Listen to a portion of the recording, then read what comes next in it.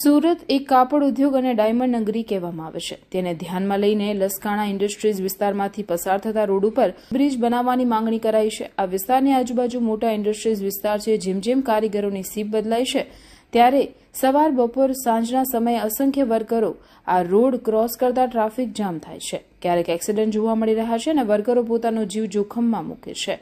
આ બાબતને ધ્યાનમાં લઈને આજુબાજુ વર્કરો તેમજ માલિકો દ્વારા આ માંગણી કરવામાં આવે છે. એ બાબતે તાલુકા પંચાયત કામરેજના સદસ્યો અને હાલના શાસક પક્ષના નેતા રમેશભાઈ સિંગાડા દ્વારા એક લેટર દ્વારા માનનીય કામરેજના ધારાસભ્ય સાથે શિક્ષણ મંત્રી પ્રફુલભાઈ પાનસુરિયાને આ બાબતે જાણ કરવામાં આવી છે અને આ બાબતે ધ્યાન લઈને ફૂટબ્રિજની માંગણી કરવામાં આવી છે. તો આ બાબતે યોગ્ય સર્વે કરી બંને રોડ ઉપરથી એક ફૂટબ્રિજ બનાવવામાં આવે તો વર્ષો જૂના પ્રશ્નોનું નિરાકરણ આવે તેવી માહિતીપત્ર દ્વારા જાણ કરવામાં આવી છે, જેથી લોકોની લાગણી અને માંગણી સંતોષાય તેમ આ લેટરમાં જણાવ્યું છે.